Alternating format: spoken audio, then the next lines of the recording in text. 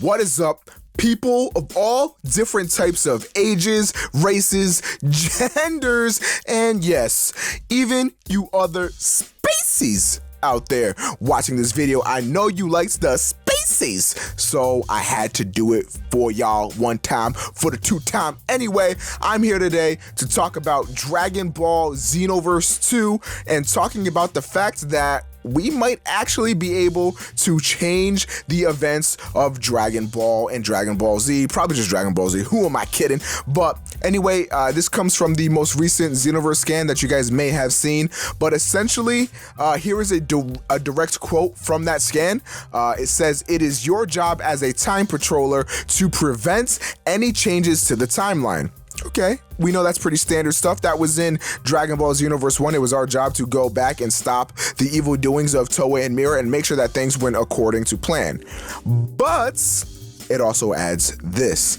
There are also moments in history that even you would like to see differently. Could it be that in this game, you can? So what they're essentially doing here is they're teasing the fact that we may actually be able to change the outcome of Dragon Ball Z in itself. Now, it's not obviously specified to what degree we will be able to change Dragon Ball Z, but they're alluding to the fact that there will be something there. Now, a lot of people were saying, Omega, do you think they're gonna let us change actual events in the past and stuff like that? And I immediately went to the thought of no. I thought it was gonna be a little bit more of a rehash of Xenoverse.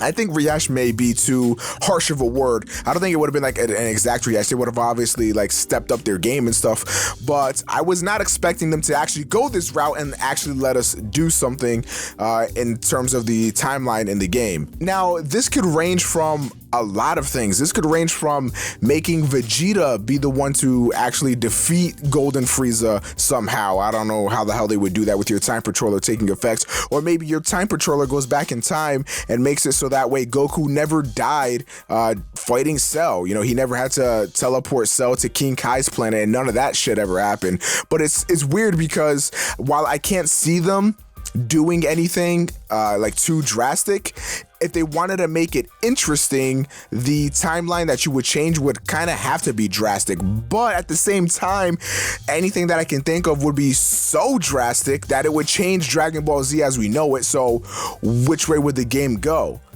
That's leading me to think that maybe this game is going to have branching paths. Maybe this game will have different endings. Now, it still seems a little bit far-fetched to me that they would do this in a Dragon Ball Z game, but from this scan, I mean, it's really hard to refute that. It really does seem like that's the way they're gonna go. So what I think might happen in terms of the story is that Future Trunks loses Future Gohan and there's a bunch of just pain and despair.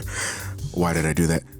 There's a bunch of pain and despair going on in his version of the timeline and he just can't take it anymore. So I think he might come back to, our time patroller's time and say, "Hey, how's it going? It's your boy, Future Trunks in the building.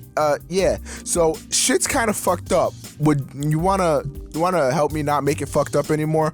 And then that might be where you go about it. Like, I think it might start as a mission to make sure that Future Gohan and all them don't end up dying. And then along the way, Toa and Mira are like, "Hey, how about we fuck shit up?" So you're trying to preserve the timeline as much as you can by fighting Toa and Mira, but also trying to change things that matter enough so that way Future Gohan doesn't die. However, one very important note in this scan is that it explicitly says that you can change storylines that you want to change. They put the emphasis on you. So I don't know what this could mean. This is like one of the only times with one of these scans or something like that I'm actually like at a loss, because like it could mean anything. Like, it's so vague, you know. I don't know how in depth it's gonna go. I guess we're just gonna have to wait and see how much more information we're gonna get on this game and see exactly how in-depth it's going to be. But I'm very interested. What do you guys think? Do you guys think they're going to go in depth with it? How do you think they're going to handle this changing the Dragon Ball Z timeline? Let me know in the comment section down below. Of course, if you enjoyed this video, we got a bunch of Xenoverse 2 news dropping on here, so go ahead and like and subscribe and all. I don't got to tell you to do that. I know you guys are going to do it. You're gonna do it, right? All right, thank you guys for watching. I'm out. Peace.